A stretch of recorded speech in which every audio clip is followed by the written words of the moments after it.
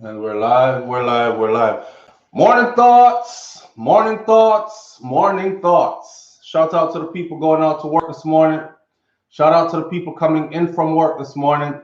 Extra special big up shout out to the people who work multiple jobs. I have the utmost respect for you. Shout out to my entrepreneurs, my stay-at-home moms and pops, my retirees. Shout out to the good-hearted, clean-hearted people who wants good for others as much as you want good for yourself. Big up and thank you for being here. Shout out to Troy Stars Trucking Vlogs, my brother Troy Stars Trucking Vlogs on YouTube. Go over to my brother's channel and support his channel, please. Listen, I've been away for a while, right? You see my face? Look, I've been away for a while. So what happened was, I want to talk about something that recently happened that I just saw it. Just as I was about to go on live just now, I just saw Ragashanti posted a piece of information from it, and the father of the victim is speaking. So I'm going to play that voice note later on. But for those of you who are faithful to the Morning Thoughts platform, I thank you. I miss you. I miss being on here with you every morning. But obviously, as you can see, the man don't look too pretty right now, you know? So I had an emergency surgery. What happened was, me as a person with chew bone, right? So my chew bone, here go my meat eaters, my vegans now are gonna say, a long time we tell if you stop eating the meat and them something there. So I'm a meat eater. And even though I do take breaks and go vegan, so may I chew a oxtail one day, may I eat some oxtail one day. You know when the oxtail sweet, and you reach the bone and you suck out everything and, you know? And I did that, and then I went to go bite the bone back here and cracked a tooth, and the tooth cracked diagonally. It was painful then, but I ignored it. And I thought nothing of it. Well, that piece of tooth, that when it cracked in two, piece of the tooth twisted sideways. That was cracked off. It completely broke in two, sideways, diagonally. Piece of it broke off, twisted sideways, and as I kept eating, days after day after day, it was digging down further into my gum. So I may not know all this are gone. Woke up one morning last week, and my face is swollen, and I'm having excruciating pain. So I went to the dentist, and it ended up being that they had to take it out anyways. They couldn't fix it. They had to take the tooth out. I'm gonna say, all right, take it out because the pain will kill me. I just want the thing gone.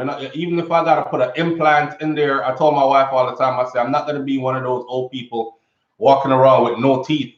I will get the whole veneers package. I will get the whole jibs. I'm not do no slide out neither. I'm implanting. So I told them, take it out. Please just take it out because it was hurting so bad, right? I thought it was a simple tooth extraction. My face started to swell even more. Then my neck started to swell yesterday, Sunday night. Because I'm thinking last week, Monday is when we take out the tooth, right? And I said, okay, I'm going to give my face a week to heal up, come back, look normal, and go back to morning thoughts. And a lot of y'all been hitting me up, yo, SouFlo, why you there? Hope you're healing up well, brother. Hurry up and come back. Yeah. All right. I'm getting ready to come back Sunday night. Just this Sunday night. Couldn't sleep all night. I had to get up in the middle of the night and double dose upon painkillers. And I'm sitting there all night like this, and it's hurting really bad. My whole body goes into chills. I'm listening to this for someone to watch this. My whole body goes into chills, right? And I'm thinking that's not normal. I go look in the bathroom, and as you can see, you see how over here is swollen? My whole neck, the side of my neck was swollen now. My jaw out to yassa. This isn't swollen. You should have seen me yesterday. So that's Sunday night. I wait till early Monday morning. As Monday morning come, the dental office opens at 9 o'clock that I go to. At 8:45, I'm already trying to call them. So I was there early. Soon as I got in there, you know what the dentist said? He said, if you had not come in today, this would have been an emergency situation and you wouldn't have had to go here. You would have had to go to the hospital because you have what's called the dry socket but your dry socket has gone on for so long. So apparently I caught a dry socket from the extraction from a week ago and thought it was just normal for my face to swell up like that, even though I thought something was wrong because I'm getting chills and all this. And I'm like, it's hot in the house. Why am I feeling cold? Usually when your body has an infection, you respond to having chills. That's one of the signs, right? Yo, can I tell you, this is sick. The man said, as soon as I got in there, he was like, we got to do something right away. Kick back in the chair and everything. He goes, I'm going to numb you. 3 big needles in my jaw yesterday. And then he goes, I'm going to have to press on it really hard because there's a lot of pus in here that I have to get out. My jaw swell up to out here, sign of people, beer pus. And the man I squeezed down on my jaw, so I'm digging on my jaw, so, and that thing is just shooting out, shooting out, shooting out. It had gone all into my neck, all into my neck. So right now, he took me off of the little moxicillins that I was on and put me on 2 very strong antibiotics. So right now I'm taking 2 different strong antibiotics. I'm on a liquid diet for at least the next 2 days. The only thing I can have is yogurt. Everything else is plain liquid, water and juice, right? And I mean, all down my neck. And I'm supposed to be monitored and keep up with them every 24 to 48 hours. This morning, this is from yesterday, he said, this morning, if this gets any bigger, don't call him, go straight to the hospital. This is a 911 situation. So I went from extracting a tooth, I took out wisdom tooth before, I thought it was nothing, you know, this one's going to heal up too. And it turns into this. It turns into this. So now I'm monitoring it. If it gets any bigger today, I have to go to the emergency room. He goes, what they're going to do at the emergency room is, because the antibiotics we're giving you is not helping, and I don't want you to wait any further like you did last week. So they're going to have to intravenously put antibiotics into your system. So I'm going to take an IV with antibiotics, and whatever else it is, they're probably going to have to slit the gum line and release whatever is in it. But I can tell you that this went down significantly and I'm no longer hurting. That's why you see me talk. It looks painful now. You should have seen it yesterday. I mean, it looked like I was holding an orange in my jaw and it was just shiny and red. All up under my eye was swollen. All the way up here and down here was just poking out like this. You know what I'm saying? So it's looking better. It doesn't look like it's going to be a 911 situation, and I'm hoping that it's not. I'm hoping that it's not, but my power, so I'm going to stay close to it. See? So what's the message in that is take care of yourself, monitor yourself closely, and listen to your body. This thing was hurting me, a different kind of hurt, but I actually thought it was the way he took my tooth out.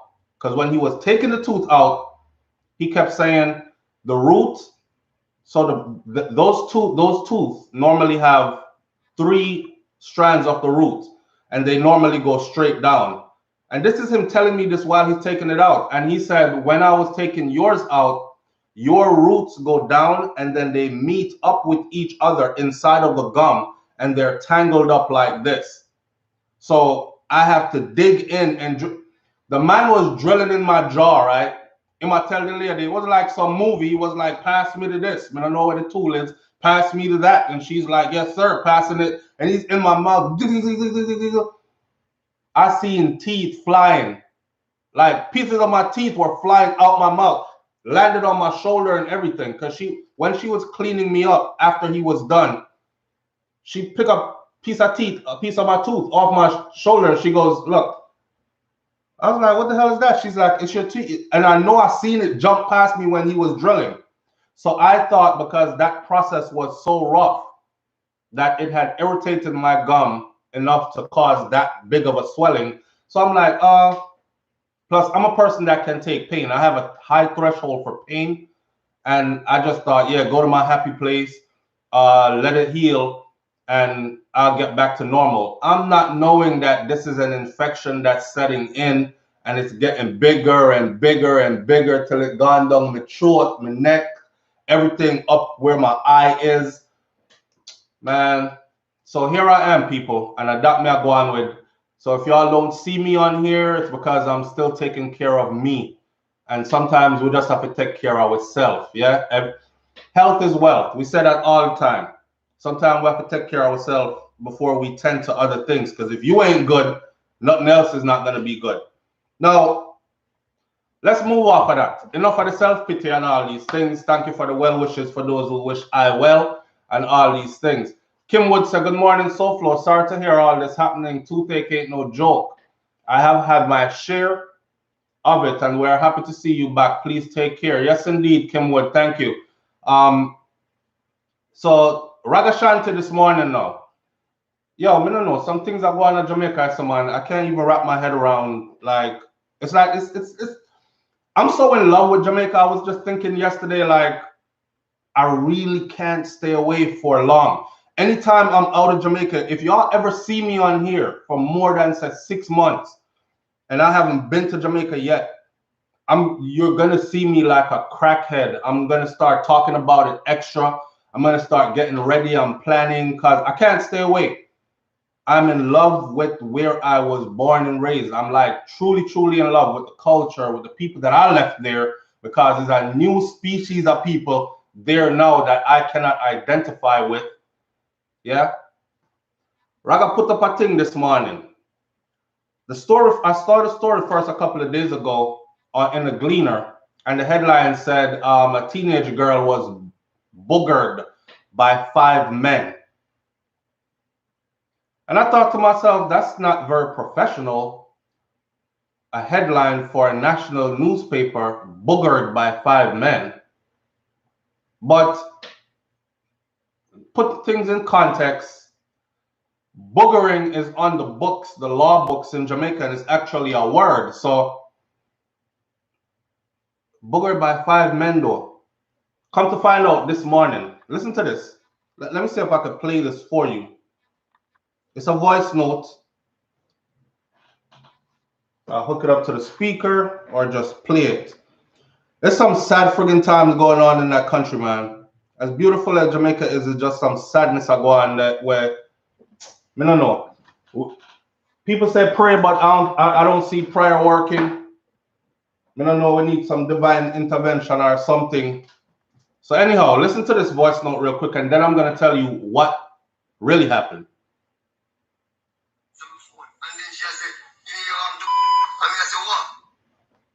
Here we go.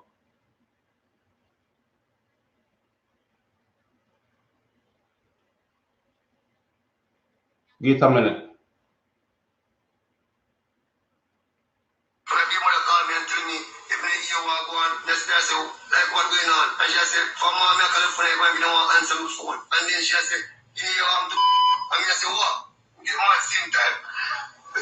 This is her father.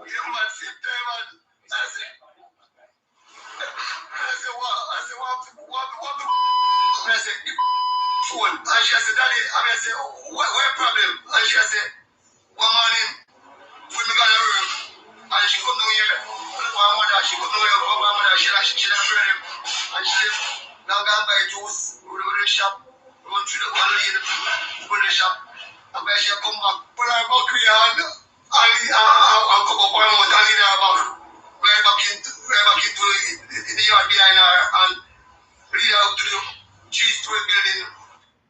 And all of them, and all of 5 of them, we play football together, we drink together, we smoke together. All of them are my friends. Just keep a good energy and a good faith. See me, but like talking to people, it's around me more and more. Just in grade 7, she go to school always on time, always, because I work so very hard to make everything that's possible. I can't believe it's happening to my daughter because it's not a girl like this way, up and down. So that was her father, right? And her father is saying that it's crazy. These guys, so the story was there's a teenager, his 13-year-old daughter was attacked. He went to work. This is not a case of father is not around, so people can be like, see, that's why I shouldn't leave when a daughter them or leave when the children and go away, go chase tail or whatever. This is a daughter that lives in his house. He's raising his daughter. He went to work, right? And as he left for work, imagine your brethren them, your friend them watch you leave for work. And then your daughter went to the store, and on her way back from the store to going back to the house, one of them covered her mouth and dragged her into a building and boogered her. And the other four took turns and joined in. And she told her dad that it was all five of them that did it, and they took turns doing it. Now, boogering is anal sex. Okay? So this is a whole nother level. And this are the man them friend, you know. You hear what I'm saying? Them say we grow up the same place together. We eat together, we drink together, we chill together, we party together, we do everything together. Close people. People he's known his whole life. And they watch you go to work and time your daughter walking to the store, your little 13-year-old. Because you know, most of the kids now, they're going to school at home. So, and just like how the other day, the big fracas with Andrew Holness was saying, the people that will go a corner shop to buy them things versus the people who can afford to shop by the month and them have big fridge, double door fridge and deep freeze and them can stock up. Those people won't be affected, but the people who have to go to the corner store all the time. And people were like, oh, that's an attack on ghetto people, basically, or poor people, because food money not coming in a big Kyle. So as it comes, so we get food. So we have to go to the corner shop to buy, you know. And we get a bread there and, you know, 2 sticks of butter and pound of rice and them there, something there. Yeah, so she went to the store to grab some juice and something else. Must say bun and juice. Something to eat and go back. I go get her classwork in online. She's not going to school.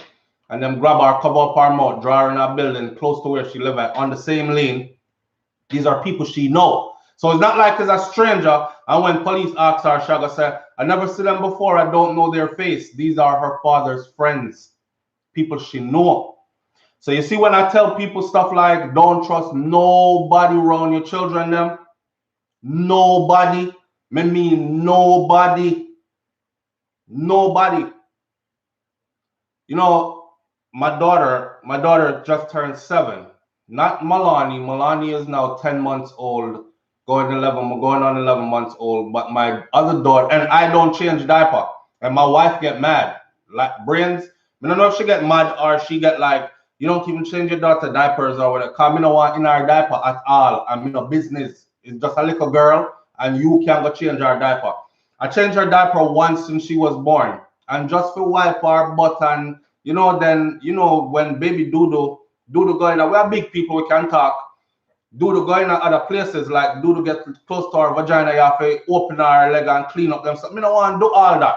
Not even with my daughter. So I can't even imagine a man got in that sacred place there forcefully when I'm her dad and I didn't even want to go in there to clean her up.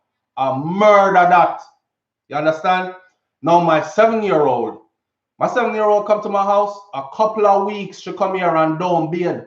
And her mom was mad because we have shared custody, right? For those of you who are asking, how come we always see you with only brains and not the other children? You've abandoned them? Some of us are weird neurotic. But anyhow, when she comes here, a couple of weekends went by, she didn't bathe, she didn't take a shower. And her mom was pissed. And her mom goes, why you send Nani back like that? Like I come to pick her up and I take her clothes off and she's like smelly down there. I said, me no business with down there. I'm not big. Okay, but you can at least stand outside the door and give her instructions. No, nothing. Let me tell you when I realized that, and I used to bathe Nani. I used to bathe her. Nani got to be about 3, 4 years old. She's 7 now, 4 or 5, about 5 years old going on 6. She was like covering up and she was like, get out. When that little girl covered her body and said, get out, to me, I thought to myself, it's a big violation to stay in. It's a big violation to force her to have me bathe her when she feels that uncomfortable. She's telling me to get out because her mom's teaching her that this is a sacred place. This is somewhere where no one should touch you at, etc., right? And she's taking that consciously. So now she's at my house saying, get out. Me get out faster than lightning. And she don't get bathed. So guess how she bathes now? When she's at my house, she has an iPad. And when she's at my house, she catch her iPad up in the bathroom and she call her mom on FaceTime. And her mom instructs her on how to bathe. The only thing she need me to do is to turn the shower, because the bathroom that she uses, the shower thing is kind of weirdly designed. So I go in there and I turn it and I set her water, and then I get out and I close that door. And I don't go back in there. And I can hear her mom on there saying, okay, now soap the rag up. Okay, wash the rag out. Make sure you get all the soap out because you don't want that soap in your way, whatever. And she instruct her all the way out the shower. Good for them. Me no want in there. I just cannot imagine the level of violation that a man must feel. Forget for a minute. Think of the little girl, but me I gonna talk about her later. I can't imagine the level of violation. There was a politician that came on recently and he stood up. And you know one of them meetings that they have in Jamaica at House of Parliament, and he stood up in House of Parliament and he said, jungle justice is justice. Mr. Damian Crawford come out in the media talking about he needs to apologize. And what's the other lawyer's name? He is now representing Vibes Cartel. His father is also famous, Isaac Buchanan. Big up to Isaac Buchanan, big up to Damian Crawford, two Rastaman, two highly accomplished brothers, but them went wrong. The politician stood up in the House of Parliament and he said, jungle justice is justice for me. Because if you violate my wife, my daughter, my mother when she was alive, or anybody in my family like this, and the law cannot bring me justice, I'm going to get it on my own. You understand? And if I have to walk to the gallows after I've got it, I will walk there with my head held high, knowing that I avenged my daughter's honor. So this man right now is saying, and I'm gonna tell him other politicians talking about, no, you must apologize because you're a lawmaker and you're a politician and you're setting a bad example. So when you see people out there start doing this, it's because they're going to be following what you just said. We didn't need him to say that. We've been saying that. Why do you think Jamaica stay like how it stay? It stayed that way with the killing stuff because a lot of these killings are not being solved by the law. A lot of these families are not feeling like they're getting justice, even when they know who did it. What do? Hold up the person for a little while, then send them out on bail. And they come out on bail, come kill the people them who are supposed to testify against them, and stretch the case out for 3, 4, 5, 6 years. By the time the case go back to court, no witness. The witnesses were intimidated. They had to run away, flee the country, no longer want to testify, or they are dead. That is how they deal with things. See? So if that's how you're going to deal with my thing after a man violate my daughter like that, I don't need you. I don't need you. You're going to be coming for me. You're going to be dealing with a different court case because that dead, that dash for like garbage. You know what I'm saying? And I see no problem wrong with jungle. I see nothing wrong with jungle justice when it's done in that manner. This man says right now it's just talking to people is what's keeping him sane. I'm sure he's thinking of revenge. The level of violation this is. Yeah, my brethren, we sit down and talk, reason. You know, your brethren, sometimes you tell them things when you're not even your wife no know. We sit down and talk, we reason, we laugh, we cut joke together, these things. And you watch my little 13-year-old and draw her way into a building and boogered her. The word boogering, when that came into the picture, I said, damn. They didn't even say vaginally rape the girl. They friggin' went for her body hole. 5 man. Now, what could have, which part of a man mind? You know what I'm saying? What part of a man mind make him want to go this up? But you know what this tell me? They tell me say enough of them man here, see, they really don't like women. They have no love for women. It's not woman them want. Enough of them have a pent-up homosexual frustration in them. Listen to me now. Enough of them have a pent-up homosexual frustration in them, and because they're living in a society where they don't feel free to be who they really are, because we're talking about Jamaica here. Even one time the people them say, "Chuck, we're not business with Batty Boy no more," and them kind of something there. You still can't go certain place. Go on certain ways. You will have to run fast out of that up till today. So don't make nobody fool you and talk about, oh, Jamaica is not like that anymore. It's not. It's not in a lot of places. And enough of them know, you know, at different times now. So yeah, me see all wanna carry him gun. I say, oh, my boss this in a boy face. Thinks that me a Batman, but me a bad Batman. Where you gonna tell him? So times change. But enough of them have that pent-up homosexual frustration where them can't get out. And they really genuinely have no love for women. They have no love for women, no love for females, period. And that is why, that is a part of why we see some of this stuff that will go on. Because I can't understand what could I make a man want draw away a girl and sex her in her bottom. Out of all places in her bottom. I know this girl you have to go, damn, 13. 5 man.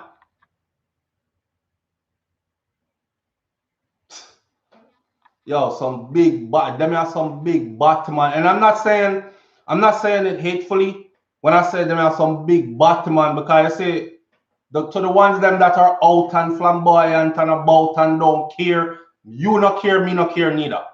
Right? It's your lifestyle, live your life, man. I'm not God, I'm not the almighty creator. Me come here as one human being. I'm trying to get it right too in this lifetime. I'm in a business with your lane. I'm not in your lane. You're not in my lane. We're not into the same things, but it's mutual respect regardless. Yeah? Make a man live his life how he sees fit, as long as he is not infringing on the rights of others. But you said the one them were in the closet and I do them something, yeah? You said the one them where, boy, this is exactly the same reason why stuff like AIDS is so rampant in the black community. And if you don't know it, I did a video not too long ago because I did the research for the video and I got all the information from a Jamaica.gov site. And the information basically said that Jamaica is at an epidemic stage. An epidemic stage as far as AIDS is concerned.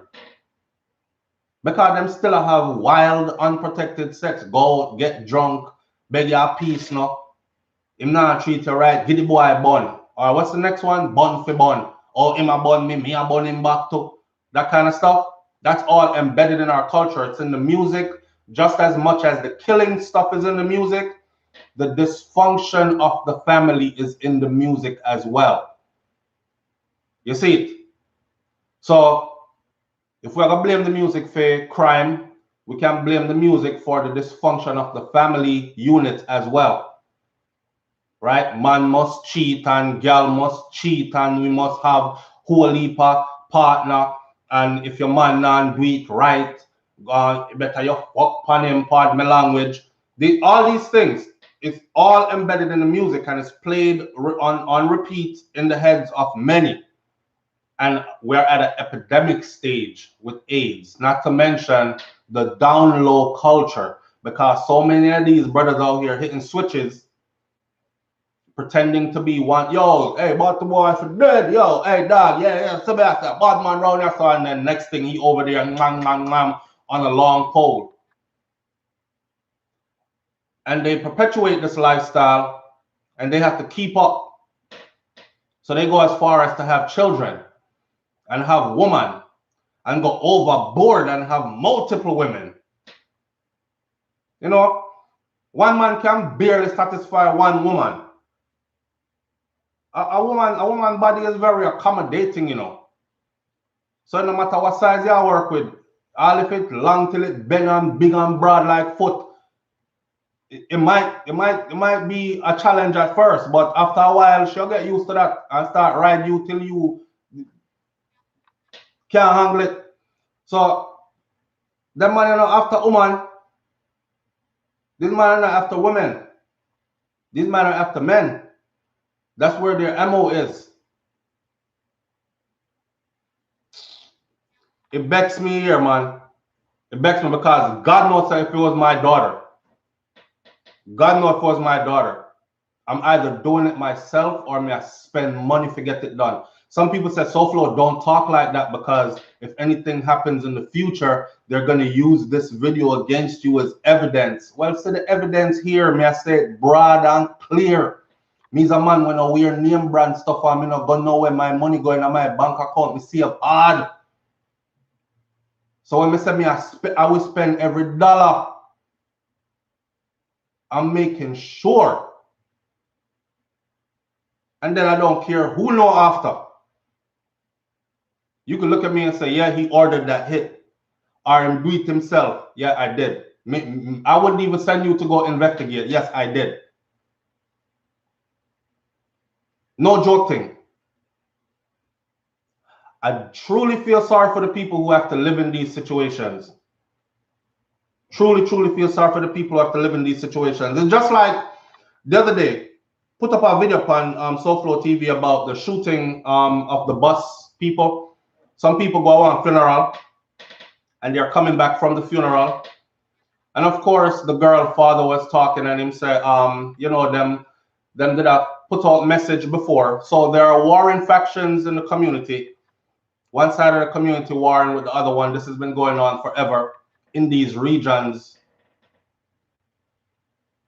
They were putting out a notice saying anybody go at the funeral, remember say they must have got gunshot because we are shoot up that. See, people still went to the funeral anyways.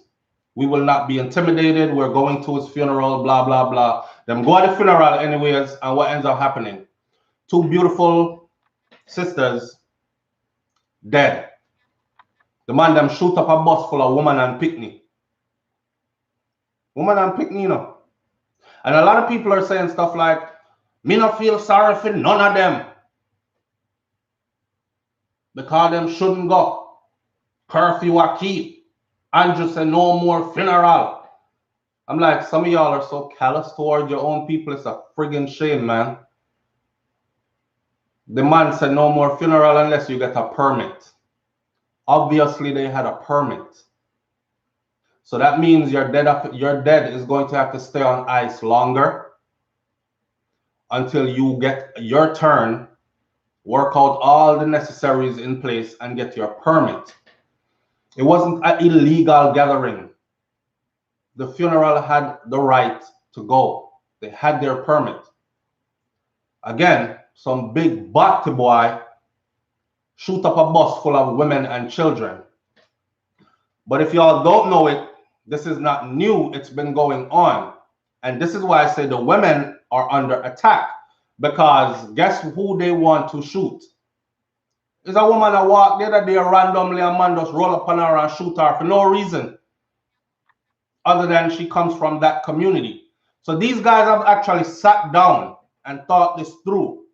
And said, okay, later we're going to drive through them place and any girl you see out the road, slap it down.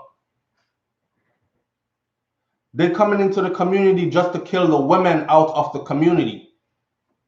A real tribal war going. Because if you think about when the Tutsis, is it the Tutsis and the Hutus? I don't think it's Zulus. I think it's the Tutsi and the Hutus.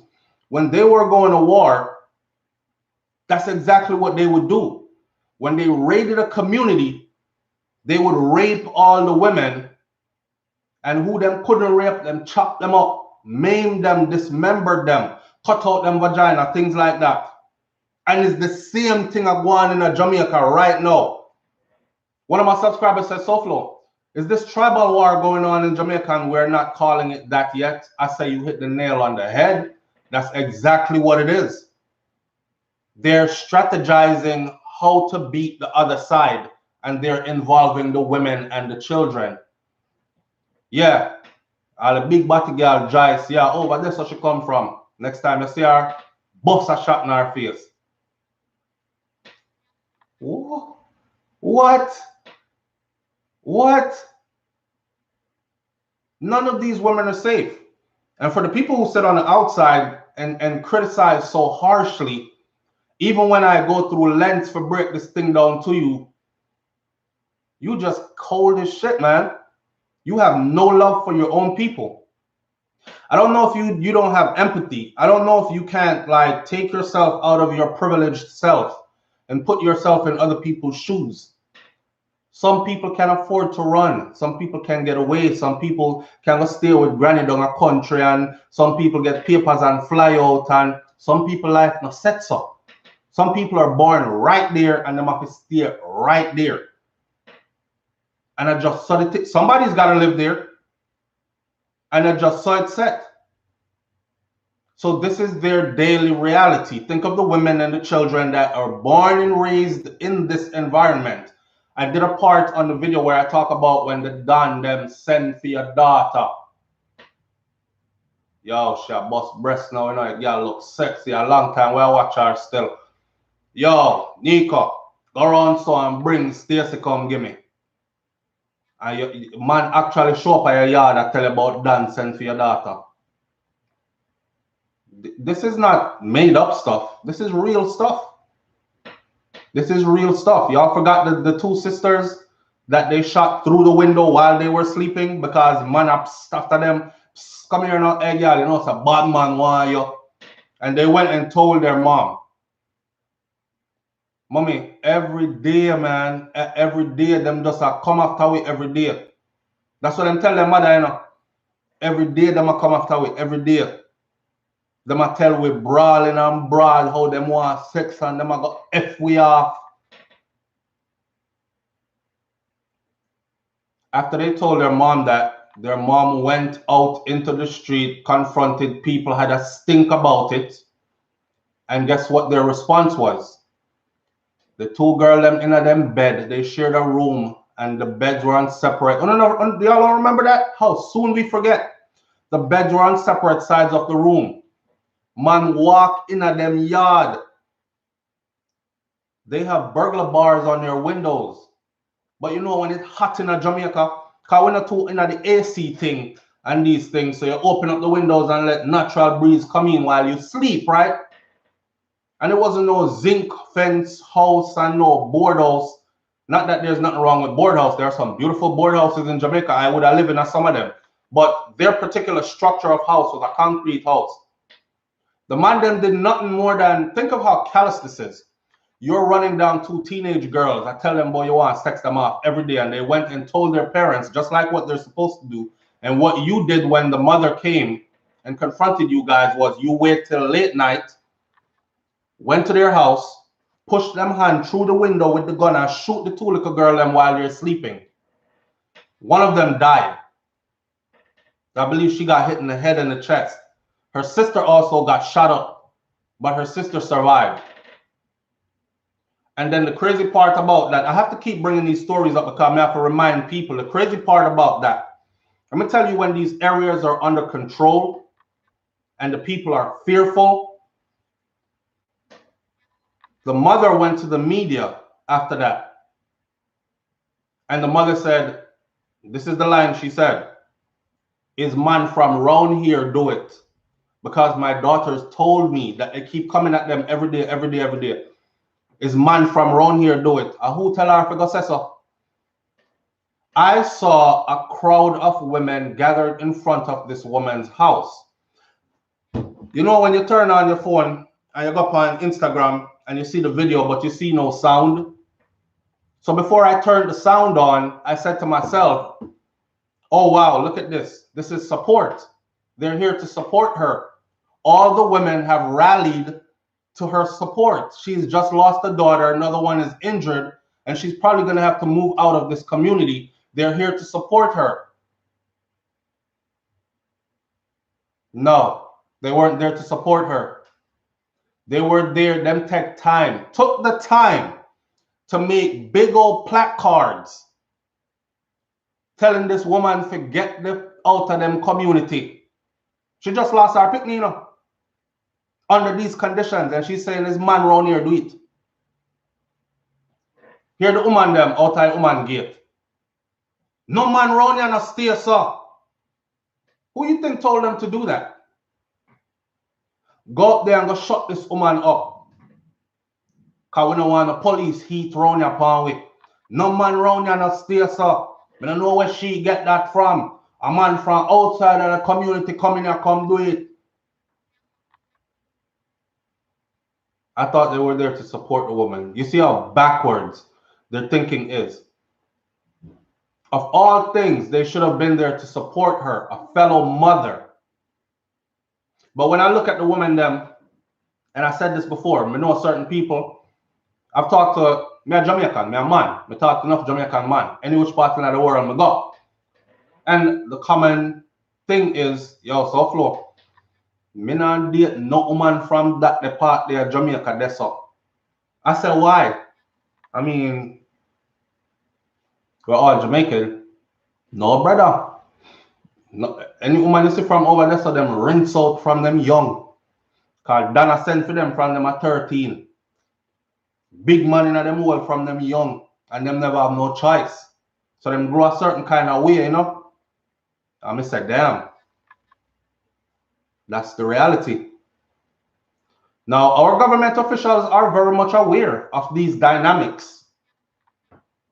They're very much aware of these dynamics. That people are living in these unsafe conditions. And them have to just battle it out every day. So sometimes when you see some of the female them do act a certain way and are a certain way, even some of the guys act a certain way and be a certain way, it is because of the environment they were born in, being raised in, and have to live in on a daily basis.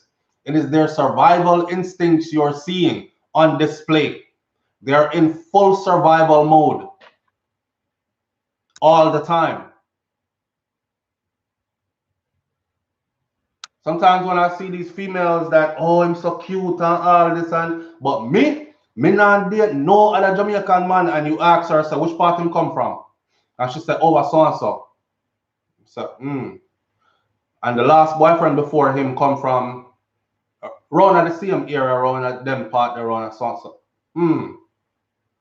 Okay, so you're probably dating people who are in full survival mode, and they're willing to victimize you because that's all they know. It's victimize or be victimized. You understand? And sometimes you can to blame them. It's the human condition that they are placed in. Now we can go farther back and talk about Bro Shaka, manners and respect. Thank you. Bro Shaka says, I think them love to have the presence of the man around them. No woman do that to them thing.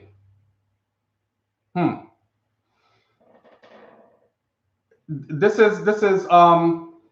is deep. It's really deep. And if you don't understand the dynamics of this reality, then it's easy for you to pass judgment on people. We can go far back and talk about, see, this is why it's important not to breed early. Get your education. Make sure your life is in order before you start have children. If you know, say you're poor, why you having 3, 4, 5, and 6 picnic? What?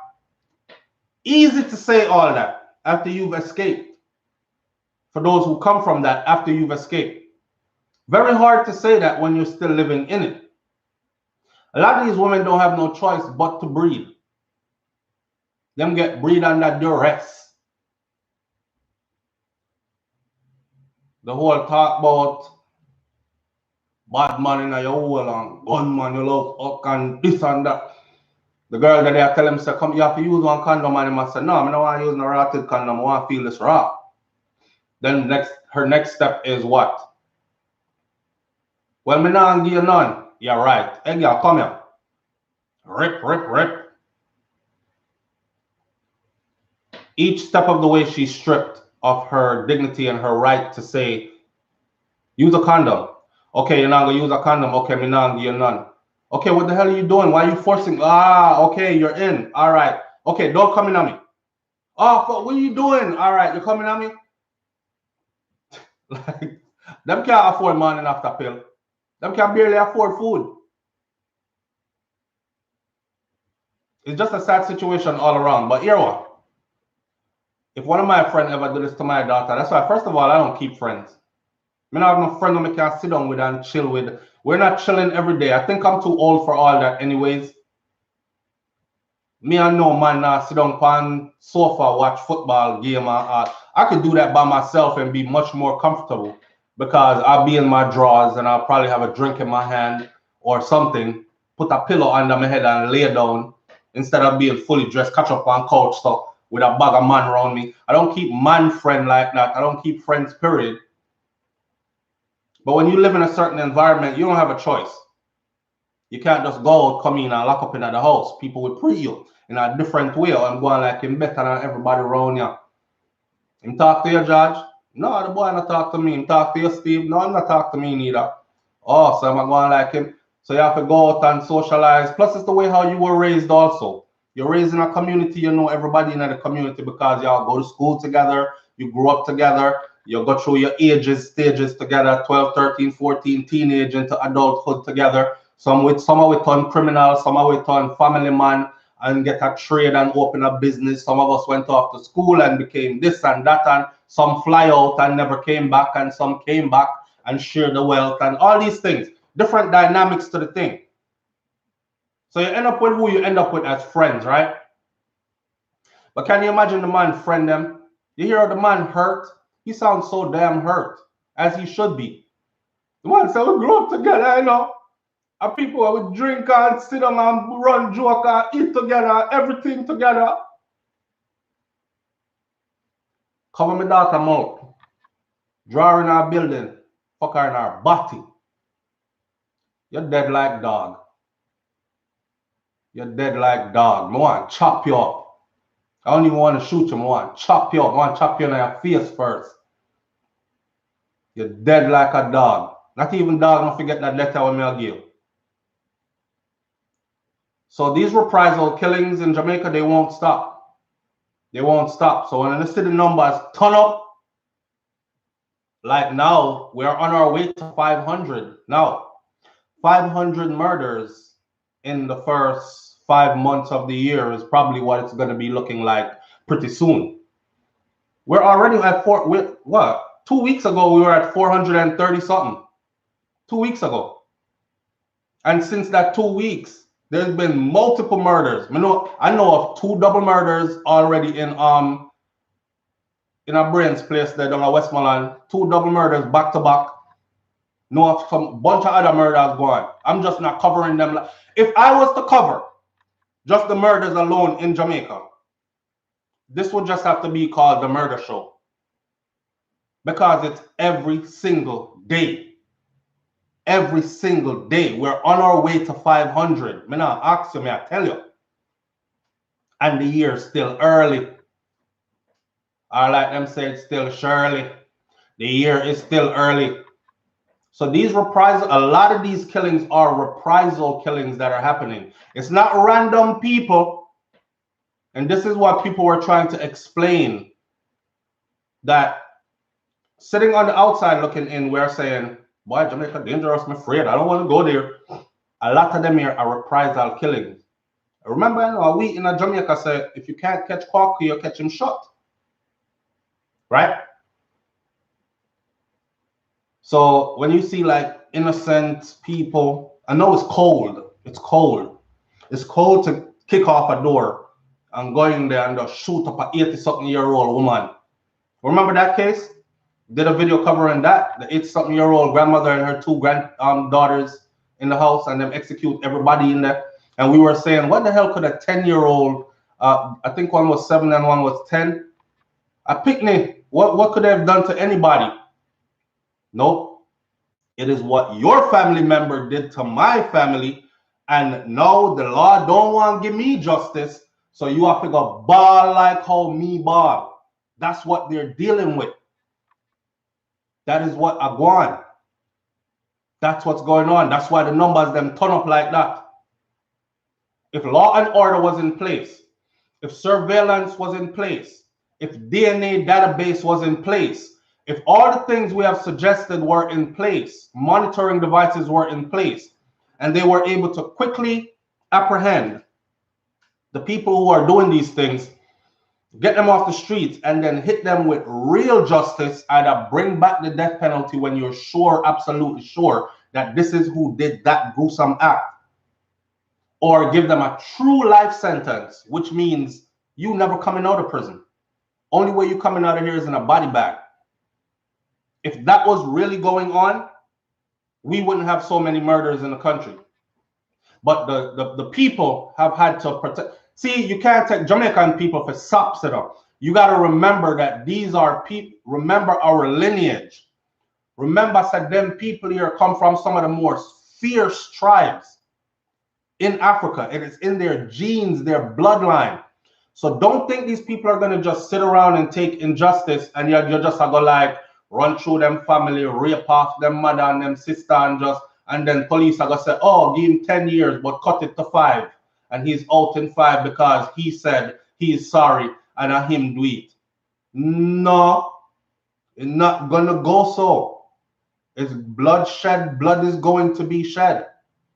I've seen where they have targeted a whole family and they and made it known we are wipe out every one I know for the one we want to take from we. And the whole family have to pick up and run. The whole family reach England. One of the youth them that was getting deported the other day from England, that was he was trying to tell them like, this is how I came here to England in the first place. It was a situation that went on like that and they had to run. And him getting in some trouble at England as a youth, because he was the smaller one in the family, and he got in some trouble as a youth, and they tried him as an adult, and were getting ready to deport him back to Jamaica. I think they actually pulled his papers, and they didn't bother deporting him. And don't forget the other one that got deported and had to run up and down all over the island because they discovered that he was there. That was his case as well. Them kill out him family. And him touched down, and they were after him. Literally run and duck gunshot because they found him. And he was in a safe house until the immigration had to fly him back out. It's crazy. Yes, Faye Johnson, ridiculous sentences. You murder somebody and get... Listen, YouTube now going to monetize a video, so let me just talk all the talk, me can talk. That man there in the Beachy Stout case that described how the man paid them how much $1 million, and he described how me couldn't do it. Him said me couldn't do it because she trusts me too much. See, Tamara Brown Ford, I appreciate you. Thank you. Tamara says, good morning. Great to have you back. Continue to take care of yourself. Blessings. Manners and respect, Tamara, and I appreciate you greatly. Thank you. That man there in the Beachy Stout case that confessed. He said he couldn't do it himself, so he hired somebody else to do it, and he was just going to sit there and watch to make sure it's done. He instructed him the manner in which to do it because I saw him say the boss wanted it done. Now you can imagine this girl sitting in her car and she driving.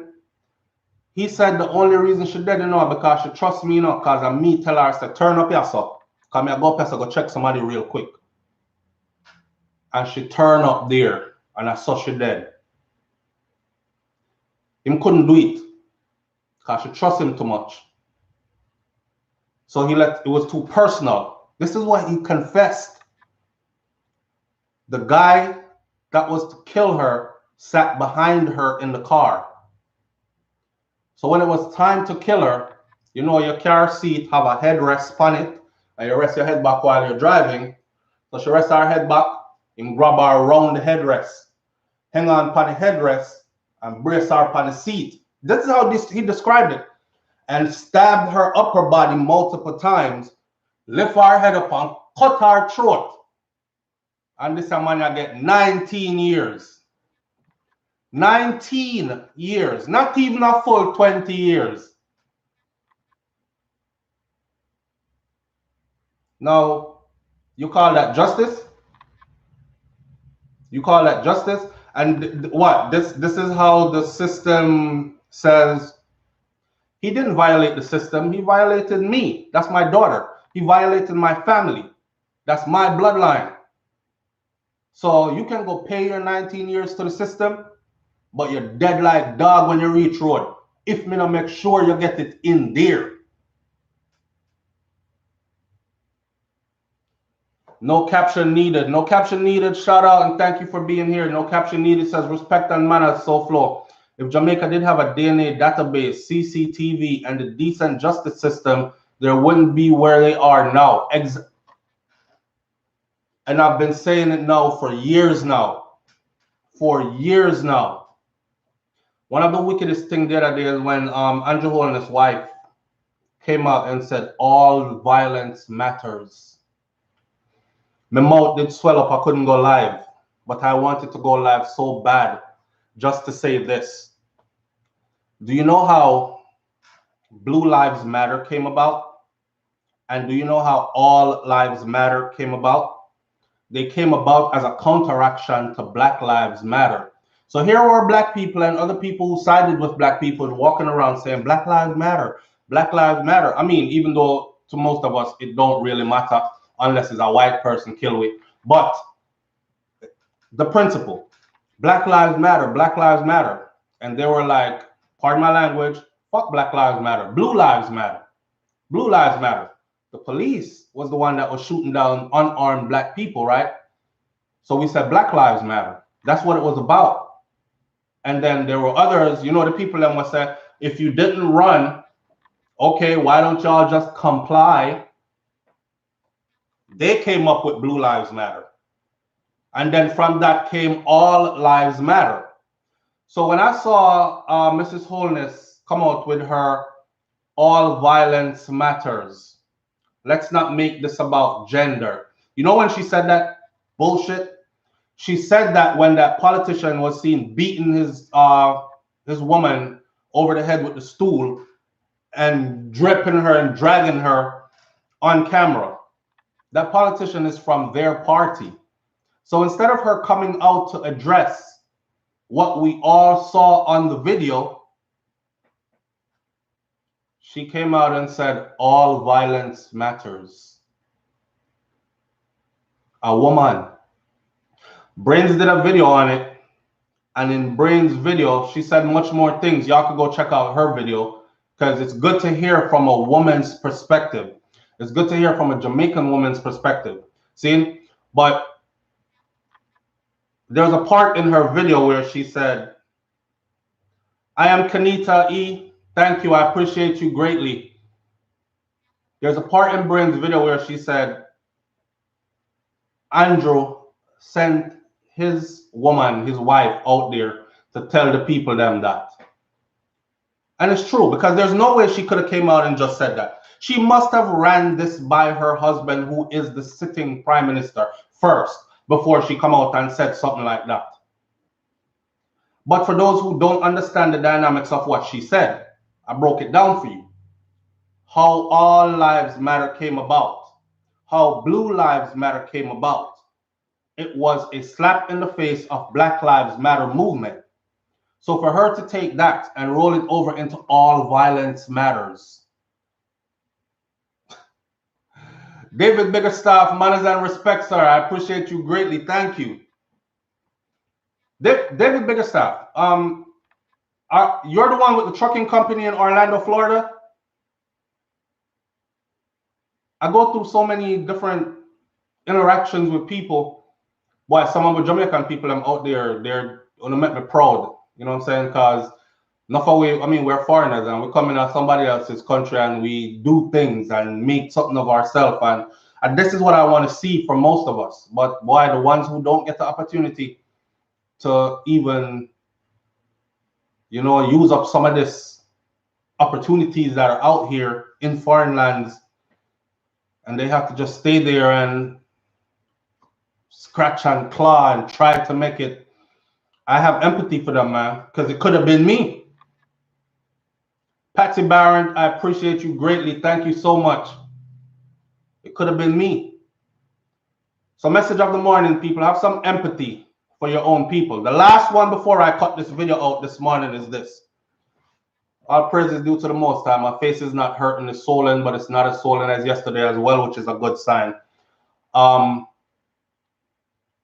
some empathy. The same people, I did a video recently on the DRMA in Jamaica, right? The same people, you have Jamaicans that live overseas.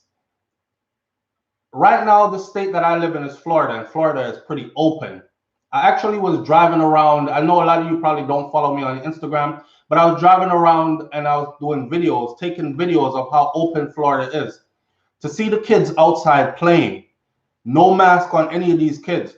They're going to school. They're with their friends.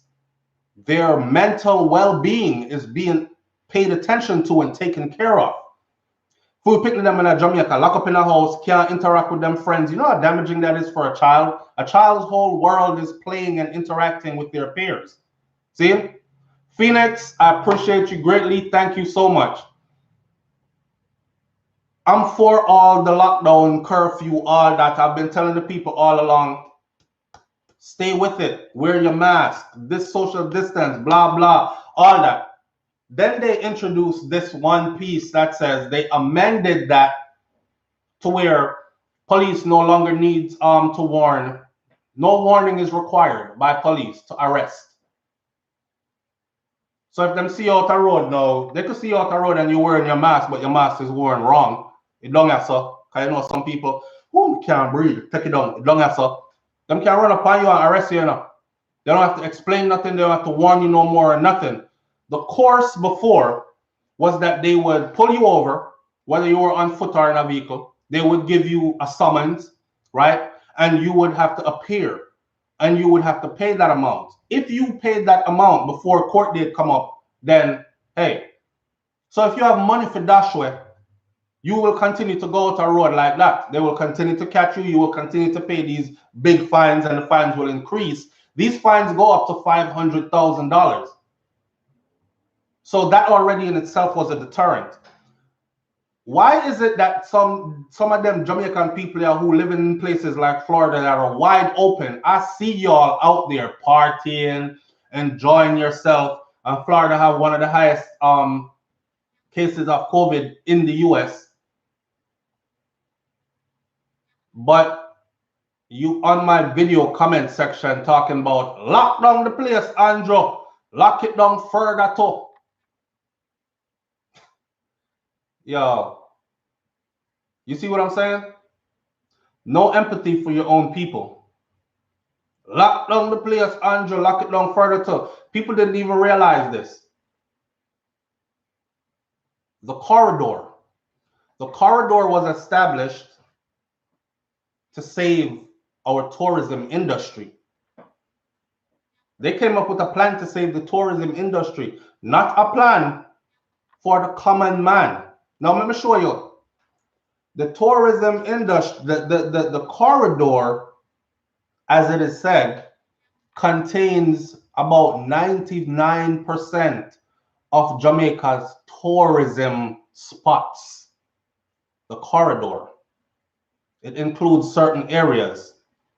It contains about 99% of Jamaica's tourist spots.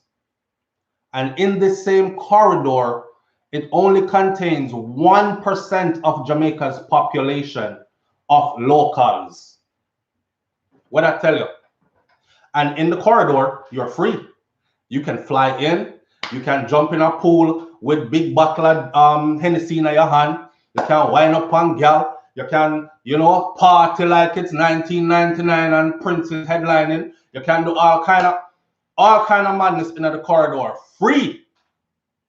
While the people outside of the corridor must go lock up in them house 12 o'clock a day and don't come out till the next day, or 2 o'clock in the afternoon and don't come out till the next day, while you in that corridor there, I live them kind of life. And the people are supposed to do what?